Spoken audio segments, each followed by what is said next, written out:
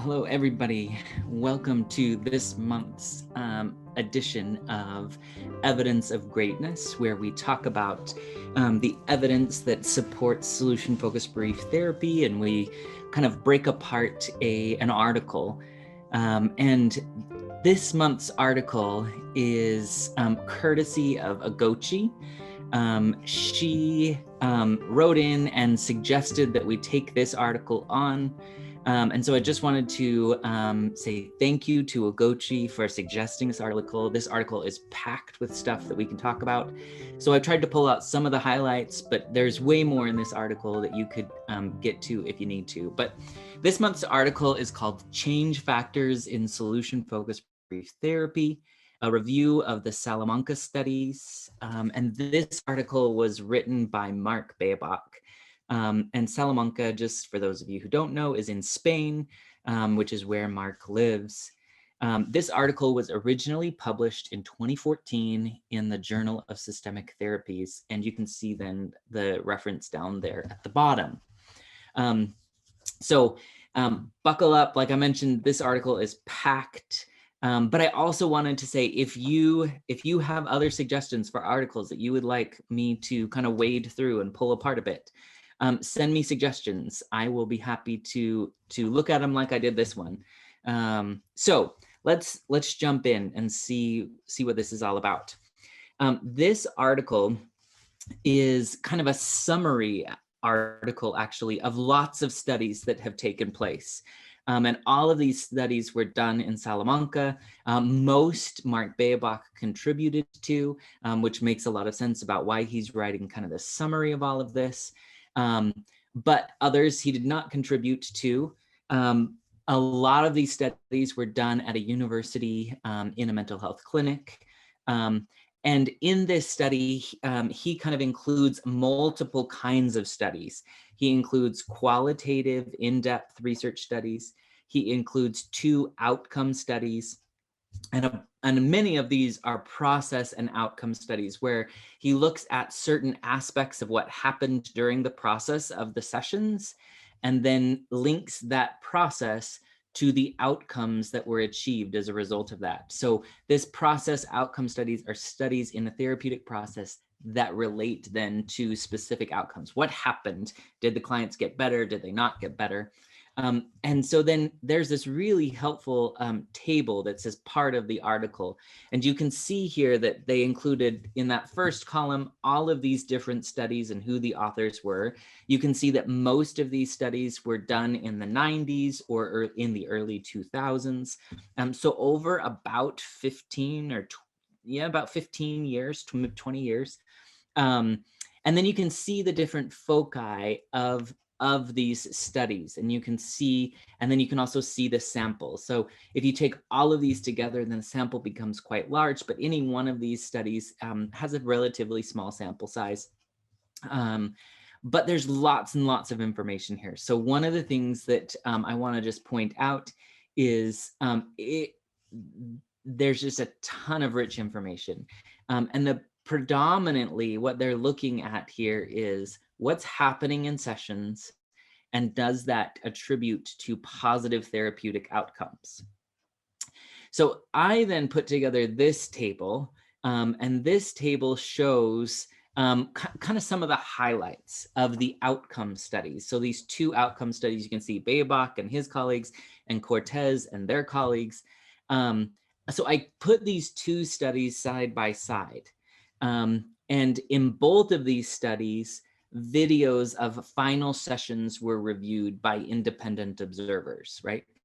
And they were looking at what outcomes happened in the termination session, and then they had an opportunity at follow-up, right? So sometime after therapy ended, then they called these individuals who had gone through solution-focused therapy, and they said, have you maintained your success, right? If you had positive outcomes at termination, do you still have those positive outcomes in your life? Now, one question that wasn't answered in the study that I think is useful and that we should potentially know the answer to, but it is how long after termination did this follow-up information get gathered? That is something I don't know. So it could have been a week later, it could have been a month later, it could have been a year later. I don't know how long after. So we want to be cautious with interpreting these outcomes as far as follow-up outcomes, because we don't really know how long the outcomes persisted.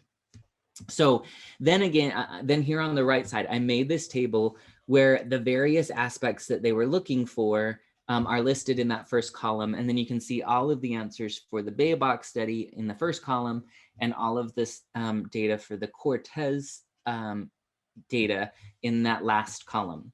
So interestingly, as those independent viewers watch these sessions, so these are people who are not familiar with the research, they don't know what they're looking for. They watch these final sessions and they were looking for something. How do these people talk about their problem, right? And interestingly, 40% in each of those studies, in that final session, they were already talking about their problem as if it were in the past, that it was finished, that it was over. They used past tense language to discuss their problem. So even before therapy terminates and is finished, these people are discussing their problem as if it's done, right? And that's consistent across both studies. The next category was at termination. They were asked shortly after the session, they were saying, is your problem completely resolved? And you can see here that 65 to 76, so 2/3 to 3/4 of people said, yes, my problem is completely resolved.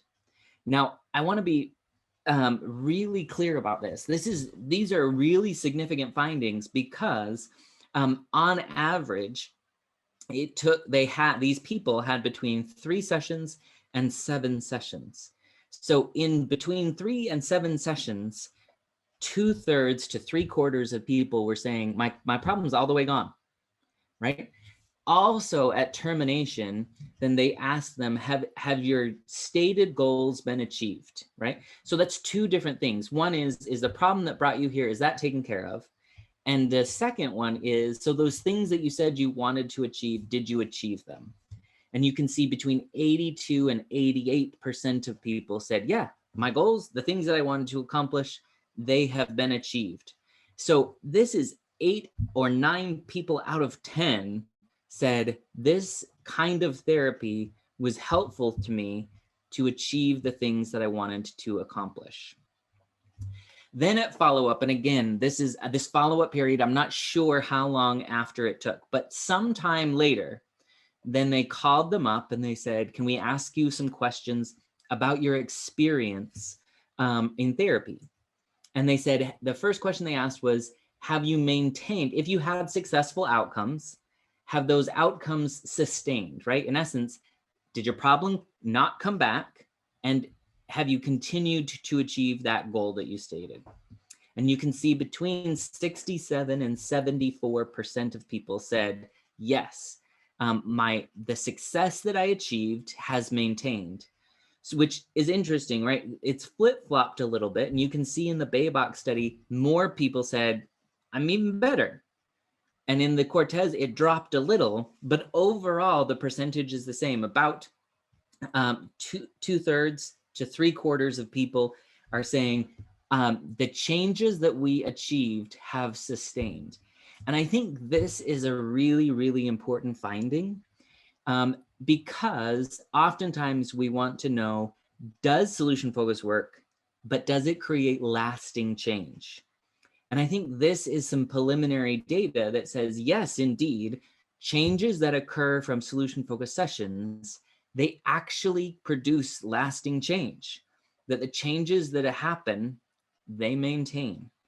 And that's something that we don't usually see in research very much in solution-focused literature. And so this is something that I would come back to over and over when you're talking to people about successes of solution-focused retherapy, which is change persists. And that's really kind of one of the outcomes of therapy that we want. We want lasting change. And here are 2 studies that say the majority of people achieve success and they maintain that success. So then one of the other things that I want to talk about is this progress on the scale. In these studies, they use the scaling question as an indicator of progress, which if you know me, you know that I don't really do this very much, but I do want to highlight this, right? So in the first session, most people in both studies, on average, they were about a 4 to a 4.2, right, on that scale. At termination, they had moved up on that scale to 6.6 to 7.2, right? So there was marked increase, right? And then again, this data that's really significant is at follow-up, between 6.8 and 7.1, people had maintained that space on the scale, right? So again, this is an indicator that the changes that have occurred, they have persisted and they feel like that has been useful.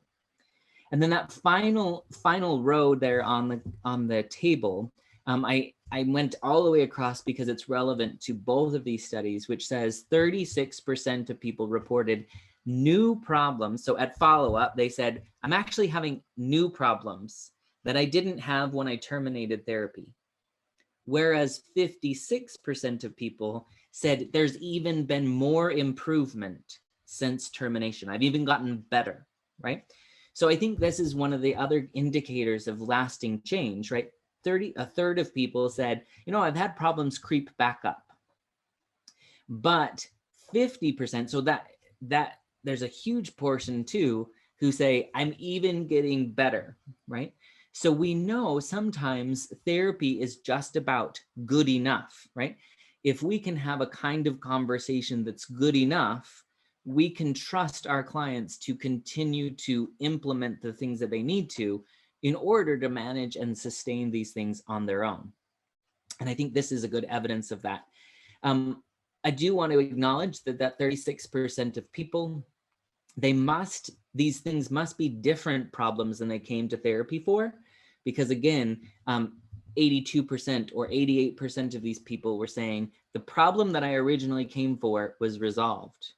So we don't, we're not naive enough to say that, that it solves all problems, but we are saying it solves problems that people come for, and perhaps it helps them to continue to encounter other new problems differently.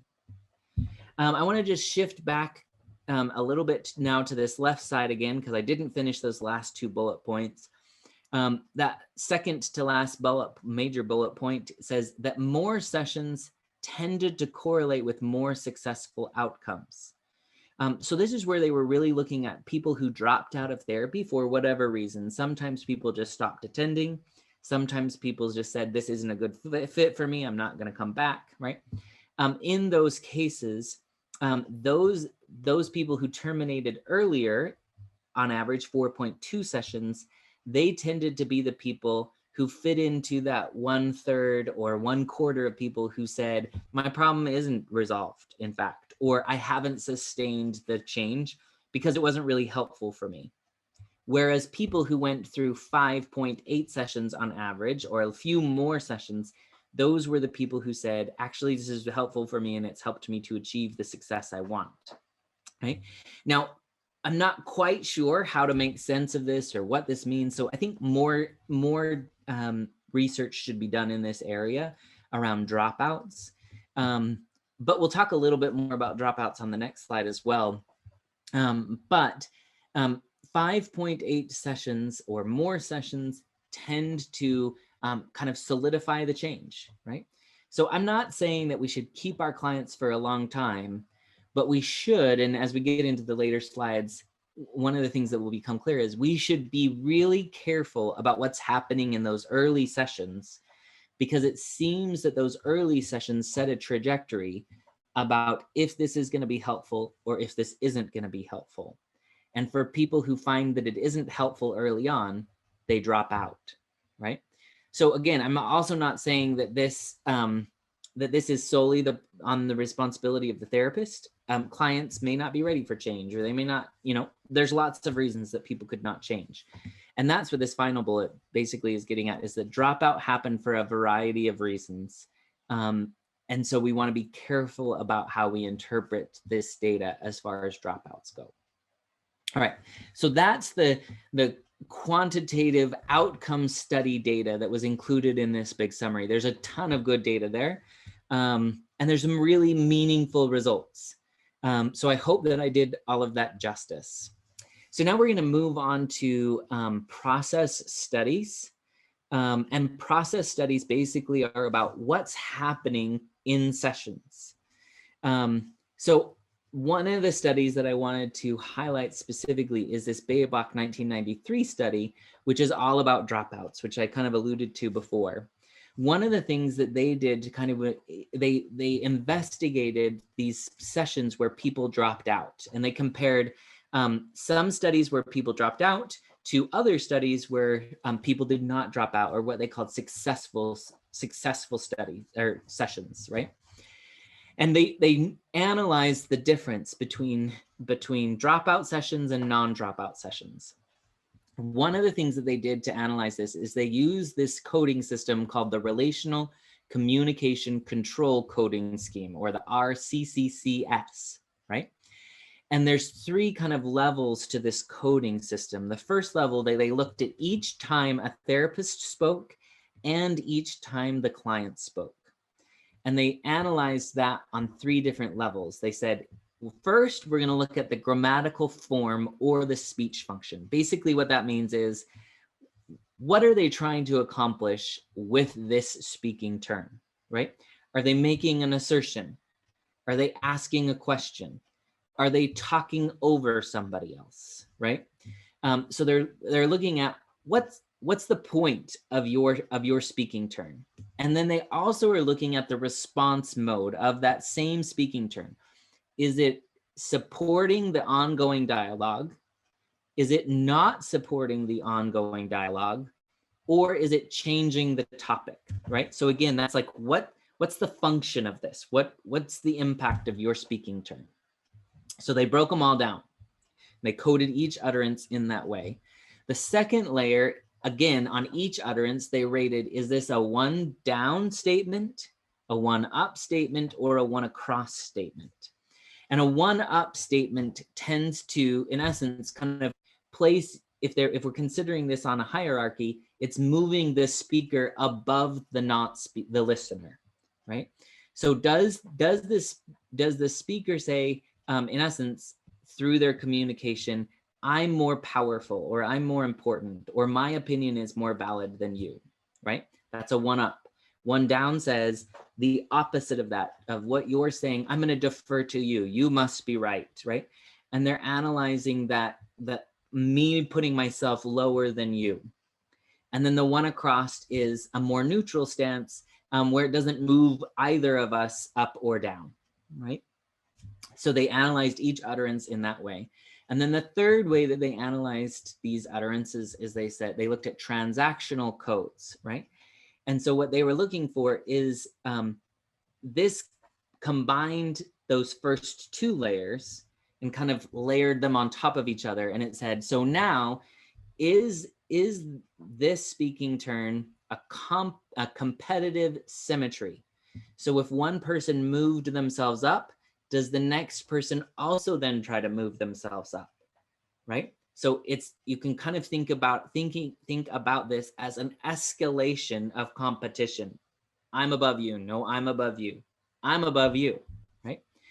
So they looked for that, or they looked for this submissive symmetry, right? And this is then that one down, right? No, I'm lower than you. I'll take the one down this time. No, you belong higher than me, right?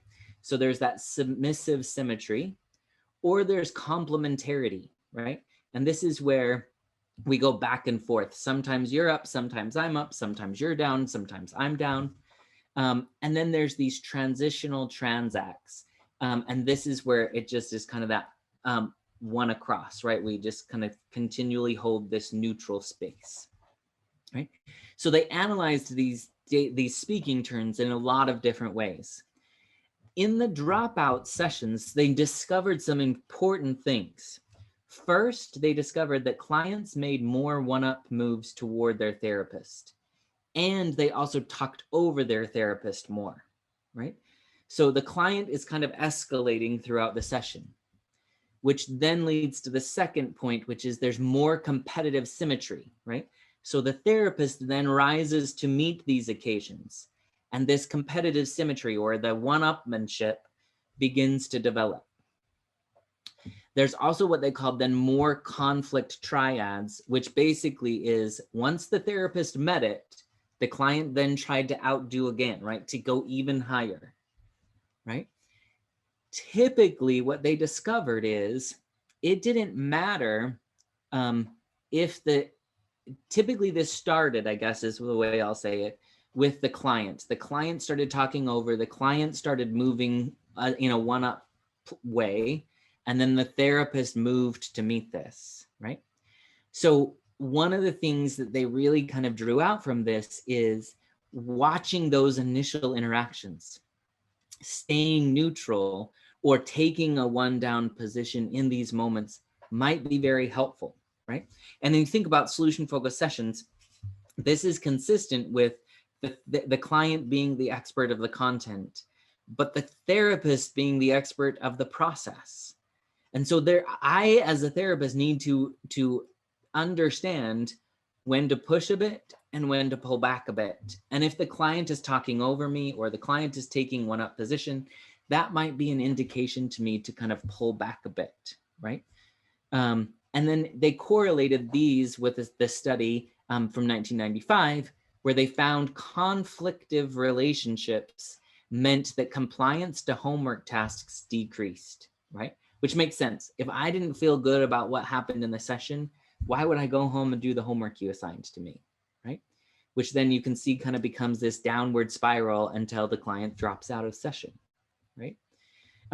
So being aware of those things and modulating how we encounter clients could make a difference into the successful outcomes that we might get.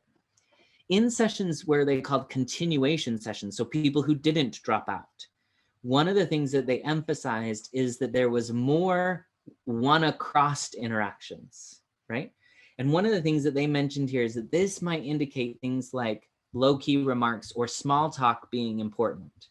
And one of the things that I also put in here, so this last little bit is my addition, is that resource talk, right? Just getting to know someone and saying, can you tell me, how old are you? Or, you know, how long have you been working at that job? And finding those just one-across interactions, but gathering useful information that I can pull out later in session can be useful in order to helping clients to persist in therapy.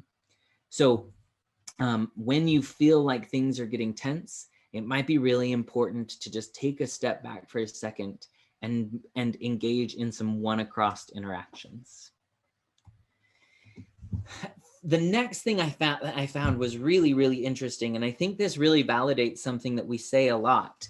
And this comes from this Beyebach and Escudero article from '97.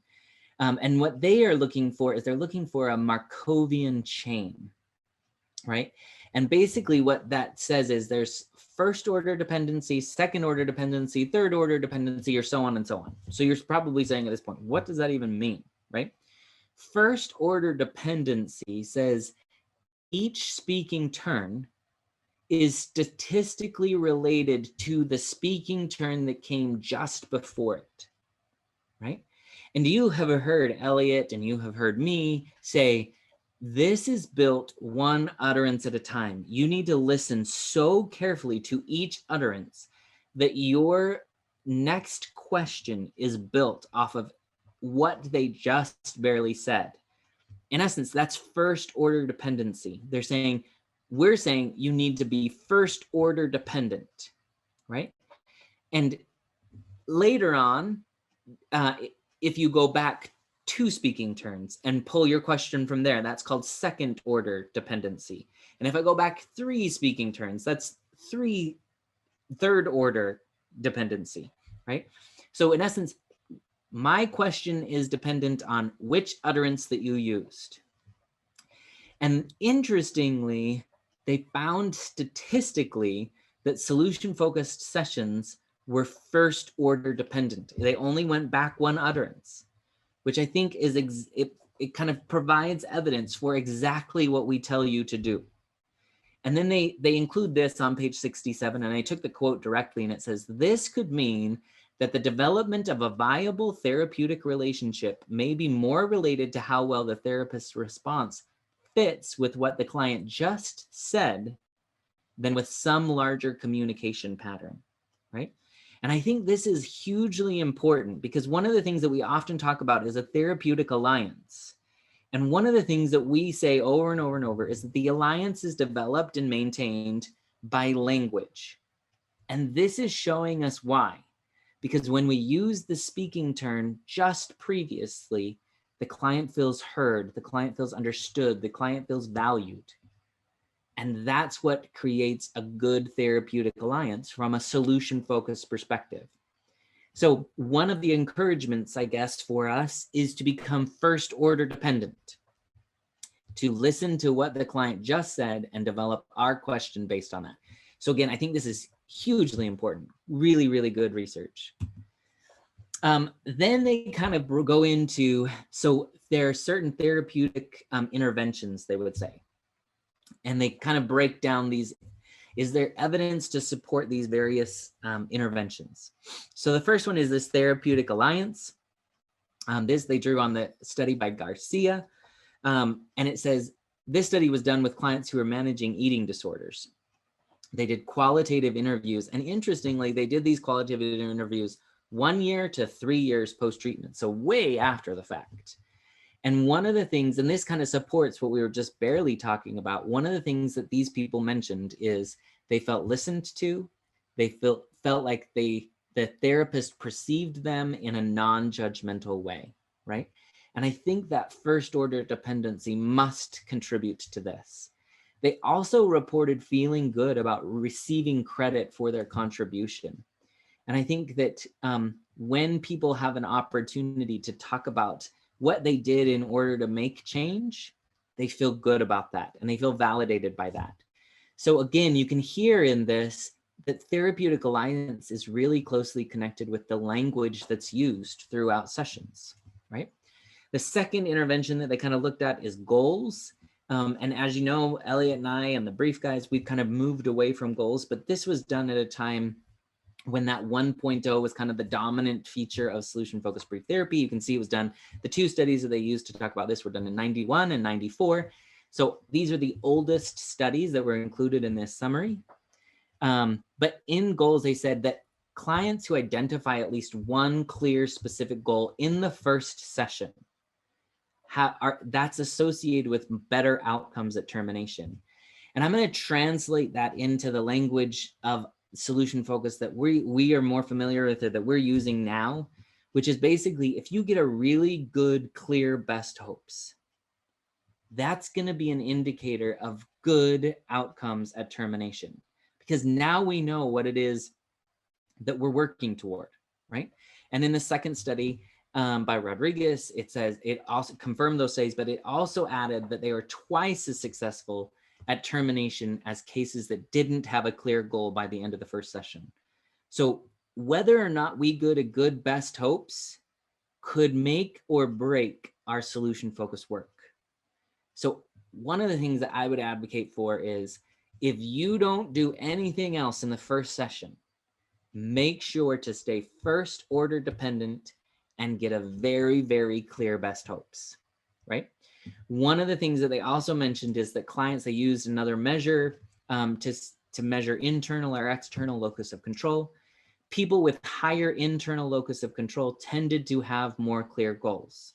So you might have to work harder to get a clear goal. If somebody is saying, I just need so-and-so to change, or I need this to be different in order for change to occur, that might be an indicator to you, I need to make this. And one of the things that we've started talking about that Chris Iveson says all the time, you know, you have a good best hopes when it's an internal state, right? And that is supported here. When people have an internal locus of control about the outcome, they tend to have a more clear best hopes, which tends to lead to better outcomes. So work hard to get an internal state in order to get positive outcomes from therapy. The last part there is they looked at pre-treatment change, which we actually don't talk about that much anymore. But this is the idea that there's some change that has occurred already before they came into session, right? And this is a better predictor of outcomes at termination than goal setting. So they said when people report pre-treatment change, they are 4 times more likely to have positive outcomes than if they do not discuss pre-treatment change. Now, you might be wondering why we don't do this anymore. And to be honest, I think it's because we've moved toward that 3-stage model, the diamond approach, right? Best hopes, description, and closing. What I would say here is that pre-treatment change can fit very, very nicely into the history of the outcome. Where have you seen improvement already? Are there times where you've seen pieces of your desired outcome? Where in your past did you discover you were the kind of person who could become a desired outcome kind of person? So even though we don't really call it pre-treatment change, I think it fits very, very nicely into the history of the outcome. So it seems from these studies that this is something really valuable to, and again, I think it helps people to go back up to that therapeutic alliance to receive credit for their contribution. When people get to take credit for success, they're more likely to create more success. So don't forget to include that in your sessions. Very quickly, 4 more things here. Positive blaming, amplifying improvement. They used to call it positive blaming. Now it's just taking credit for what they've done, right? When clients take credit for their improvement, they are 3 times more likely to have positive outcomes. It was hypothesized in this study that it helps to increase their locus of control, right? When I take credit, which you just heard me say about the history of the outcome, when I take credit for success in the past, it helps me to realize I have control over this. And then I'm more likely to be able to move toward future success. In addition, they cited Healing and Bavelis from a 2011 study that said questions that presuppose agency may play an important role.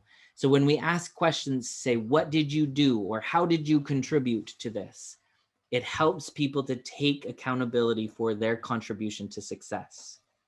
They looked at scaling questions and they correlated scaling to outcomes. And I reported that already on the previous slide, right? As the numbers on the scale increased, that also led toward positive outcomes, right? But interestingly, this second bullet under scales, it says they should show progress by the 3rd session. Typically, if they haven't shown progress by the 3rd session, they either drop out or there continues to be no positive outcome for therapy, right? And this actually is consistent with the common factors literature. Lambert said the same thing. And he said, we are looking for quick change. And people who are going to have lasting change tend to experience some change within those first 3 sessions. So one of the things that I would say to you is, this is an argument for why solution-focused brief therapy works so well, because we cut out that entire process of talking about the problem and how bad the problem is and how stuck people feel. And many approaches say we take first 3 sessions to get to know people, to join with them, to form an alliance, to assess the problem. But much of the literature is saying, if you don't help people achieve change in the first 3 sessions, you might miss the opportunity, right? So this might attribute to why solution-focused brief therapy is such an evidence-based approach, is because we help people to articulate and describe change immediately. And that's, I think, a really significant finding. The third point there is deconstructing client report when they say there is no improvement, right? So this is on follow-up sessions when people come back and you say, what's been better? And they say, nothing's been better. I've seen no improvement, right?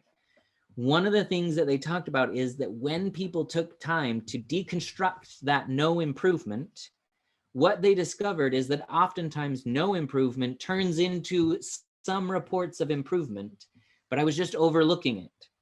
So this is a moment where we want to persist, right? We want to persist and give them credit for some changes, right? So how have you managed to hold on? Well, I guess there was this one time, right? And then all of a sudden you start hearing about the improvements. When I spend time deconstructing no improvement, it turns into improvement, but it also leads to positive outcomes. So again, don't be scared when people say nothing's been better. We find that when we deconstruct that, it actually means things were better, but I forgot, or I wasn't going to tell you about it, right? So keep asking. And then finally, interestingly, it says solution-focused presuppositions didn't seem to make much of a difference in the reports that were provided by clients. If I said, what's been better versus is anything better, people tend not to initially make any distinctive differences. They tell me what they're going to tell me. I have to continue to follow up and ask about differences. So there's some important findings there, really, really important findings about what's happening in the sessions that lead to or contribute to change at termination and lasting change at follow-ups. So that's it. That's all of the studies that I wanted to talk about today. Thank you again, Agochi, for sending that in as a recommendation. I really appreciate it. I hope it was helpful for you as I broke that down. Please let me know what you think. Please let me know what it supported and what you already think. Please let me know if you have other questions that we can break apart. Please send me in more suggestions for articles that you want me to break apart. But for this month, that's the evidence of greatness. We have huge data that can help us to understand what we should be doing in order to get lasting change for our clients. See you next month.